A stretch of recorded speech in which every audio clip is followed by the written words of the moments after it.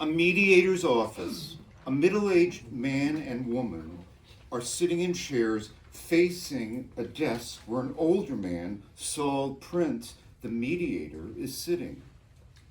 I've spoken to your lawyers and they decided that it might be better for the three of us to meet.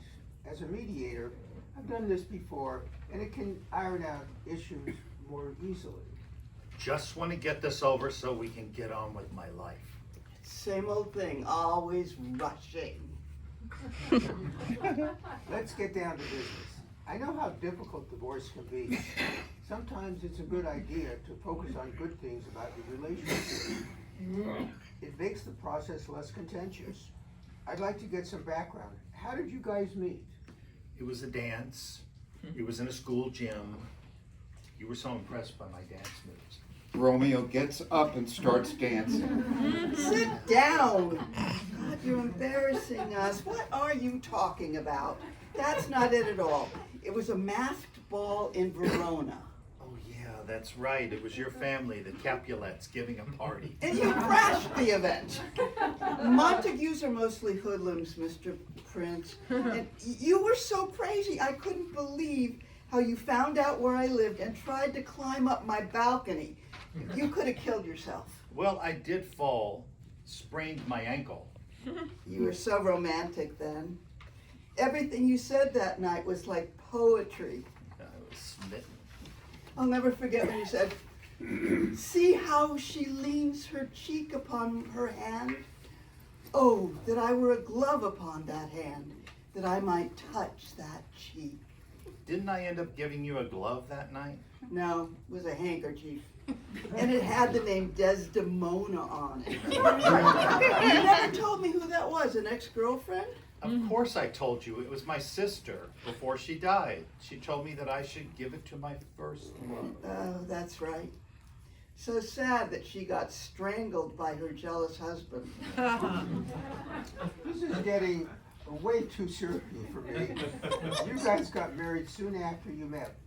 Were you pregnant, Julie? No! We didn't even have sex until after we married. We were so young. Tell me about it, and then you faked your death. Look, I had no choice. My parents would never have let me marry a jet. And besides, we had a suicide pact. You're confused. I'm a Montague and you're a Capulet, although I wondered why your parents always called you Maria instead of Julie. And you couldn't quite make up your mind whether you were a jet or a Montague, in love with a shark or a Capulet. I want to get this discussion back to the discussion we've been having. What is this thing about a suicide? You mean you don't know what happened? Well, it must have been attempted suicide, otherwise you wouldn't be here. We almost didn't make it. It was this whole, miscommunication thing. It was right after we got married. We hadn't even gone on a honeymoon. I really thought she was dead, sleeping so soundly after what she drank, and even when I shook her, she didn't wake up. I was distraught. That's why I fell off the wagon and finished off what she left in the vial. So that's an excuse for an overdose? You told me you'd been in rehab and attended meetings. But I was hysterical when I woke up, and I thought the same thing, that you were dead. And why did you leave that knife near you? It's a pocket knife. I always carry it with me. It's good protection. I didn't expect you to stab yourself with it. Romeo takes the knife out of his pocket. Hey, no weapons in this office. Take that away from you. Saul snatches this knife away from Romeo. Romeo starts to cry. You are such a baby. It's like that knife is a security blanket. I'll give it back to you at the end of this meeting. Saul holds the knife near Julie. Did you really stab yourself with this? Yes. Luckily I didn't hit an artery, and that's not even the same knife you left. That one was more like a dagger. I'm glad I had a tetanus shot because there was this rust on the blade. It was so eerie, both of us in the hospital. They had to pump your stomach and stitch me up. What a way to start a marriage. It was a bad sign. We should have gotten it annulled right then and there. Boy, you've been carrying around a lot of luggage. Or baggage as well. Oh, it gets worse. Our parents disowned us. We had to drop out of school, and we started working. And I ended up being the social secretary for both King John and King Lear. It paid well, but they were so demanding. Thank goodness I quit before Lear had those issues with his daughter. And I had my hands full being the assistant to Lady Macbeth. Such a germaphobe. She constantly washing her hands. But you've done well for yourselves. I've been going over the property to be divided. The castles alone are immense. Yeah, we lucked up. Somehow, we ended up inheriting from all those royals. So many of them died young. We had a good work ethic. And you never had children? I mean, it's a good thing you don't have to fight over custody or visitation rights. Julia, were you married? No, we just didn't want to bring kids into this world. Think about all the dysfunctional families we had to deal with. So many ended up dead from poisoning. It was such a scandal when Hamlet died along with his girlfriend's entire family. Ophelia, her father, Polonius, and her brother Laertes. And don't forget there was also King Claudius and Queen Gertrude. It was just awful. Mr. Prince, can't we just wrap this up? I don't see why we've got to go through all of these histories. But I like the histories. Think about drama, betrayals, failures, big wars, little skirmishes, and political intrigue. You've been watching too many movies, Mr. Prince. Look, let's just divide up our possessions. I've made a list. I have my own list. I can just imagine what you've listed. If it's swords, daggers, suits of armor, and candles, I don't care. You can have them. Let me guess. You want all the crowns and all the goblets. And don't forget the breastplates. Oh, heaven forbid somebody should touch your breasts. Okay, let's be civil here. Oh, please. Do you mean where civil blood makes civil hands unclean? You know, maybe I'm missing something, but I'm trying to understand why you want a divorce. Well, I'm afraid she's gonna kill me.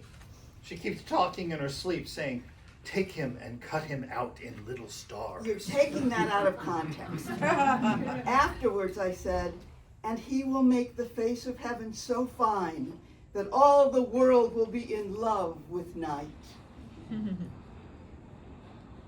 I just don't trust you anymore. Can't we just leave at it? And parting is such sweet sorrow. Okay, I think I understand where you're coming from. Now there are a few more things to hash out. Yes, like who's going to get the royalties from West Side Story?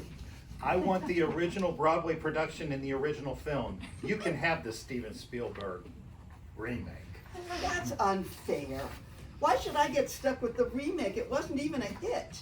You said yourself that it's better than the original, and it is so outdated. You kept telling me that you didn't like Natalie Wood, especially how they dubbed her voice. Okay, I don't want to fight with you. As long as I get the dramas, Baz Luhrmann's version with Leonardo DiCaprio, now that was a real man. This is so hurtful.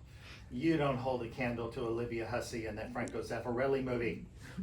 Did you ever wonder why Juliet is alive at the end of the musical?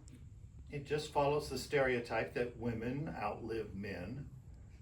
Did you know that I sued the West Side Story producers? They left me out. The prince is one of the most important characters. I have the most famous line. For never was a story of more woe than this of Juliet and Romeo. You're kidding me, right? Big deal. You aren't integral to the plot, so that line rhymes. Who cares? Look, it doesn't come close to that which we call a rose by any other name would smell as sweet. But that doesn't even make sense. Mine is more evocative and much more poetic, but soft with light through yonder window breaks.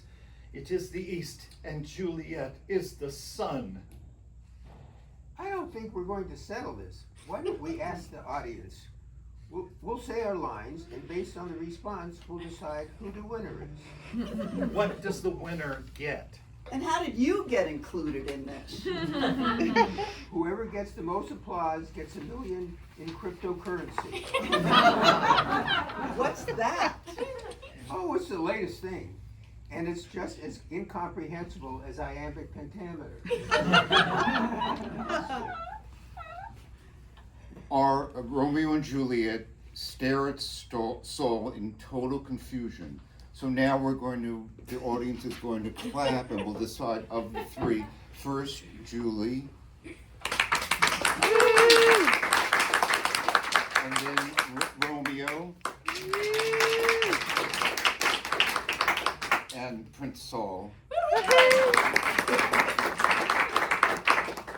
Julie won.